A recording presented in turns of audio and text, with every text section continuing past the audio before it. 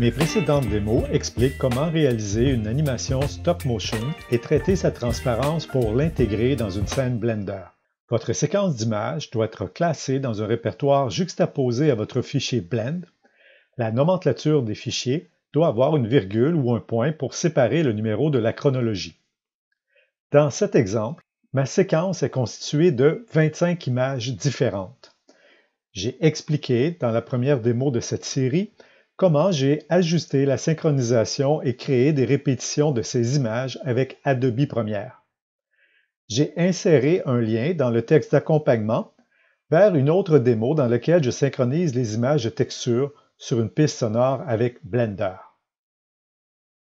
Dans Fichier importer, Images en tant que plan, ce add-on n'est pas activé par défaut. Il crée un plan qui a les mêmes proportions que votre image de texture et simplifie l'ajustement des propriétés du shader. Sélectionnez l'ensemble des images, A au clavier. Prenez le temps de vérifier les différentes options à votre droite. Cochez Animer la séquence d'images. L'option Utiliser alpha, qui veut dire qu'on va utiliser la transparence, est déjà cochée par défaut.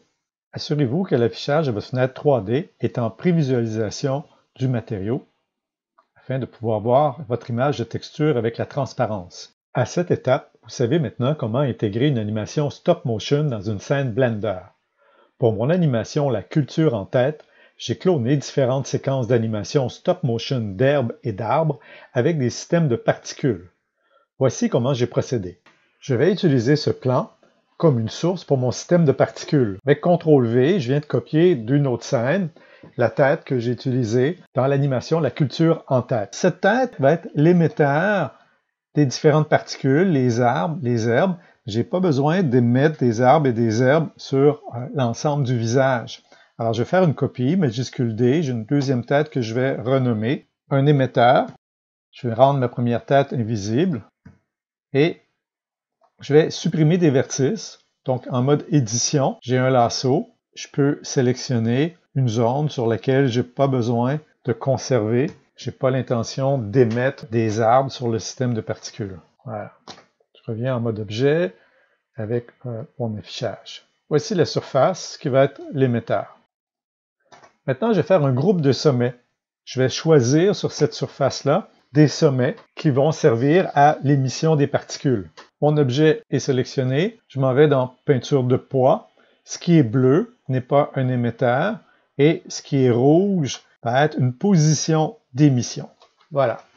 J'ai 3 positions d'émission. Je reviens en mode objet. Alors, cet émetteur va être invisible au rendu. Je vais ajouter un système de particules et au départ, j'ai des particules qui viennent d'être créées sur l'ensemble de l'objet. L'affichage des sphères, si je vais dans rendu, ce qu'on appelle le halo, n'est visible que dans les fenêtres de travail 3D. C'est un système qui est extrêmement léger, mais si je lance un rendu d'animation, je ne verrai pas ces sphères. Je m'en vais ici en mode objet. Je vais déterminer quel va être l'objet de référence et ça va être mes arbres, donc ma séquence de stop motion.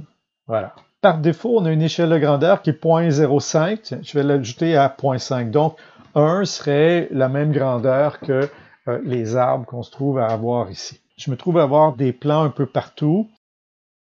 Je vais associer mon groupe de sommets, celui que j'ai créé tout à l'heure avec la peinture. Je peux le renommer ici. Je peux l'appeler particule arbre. Dans mon système de particules, densité, voilà celui que je viens de renommer. Alors, je me trouve à avoir de cette façon des particules qui ont été émises spécifiquement sur ces 3 zones-là. Tout en haut, j'ai un nombre de particules. Donc, je suis à 1000 actuellement. Je peux réduire ça à 6. Le nombre ne sera pas précis. Je peux en mettre un peu plus si je veux en voir davantage. Voilà, 12.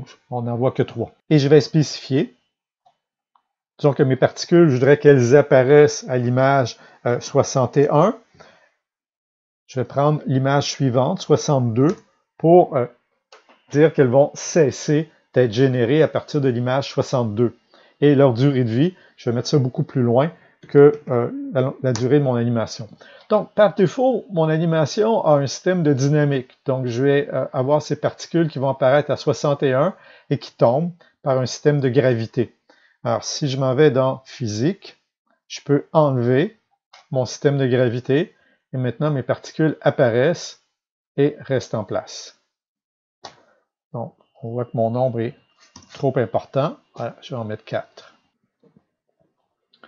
Alors, la position est contrôlée par ma source en référence à son point d'origine. Le point d'origine, c'est le point jaune qui est ici.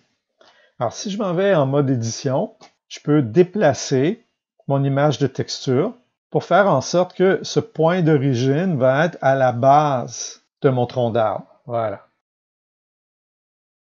Alors, si je reviens dans mes options de particules, l'arbre apparaît à l'image 61.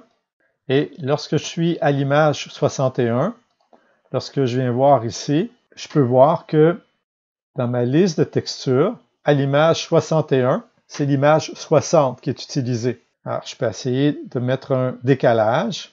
J'ai soustrait 60. Et maintenant, lorsque mes particules apparaissent, c'est la première image de ma séquence d'animation. Alors, comme cyclique n'est pas coché, lorsque j'atteins ma dernière image, celle-ci reste affichée.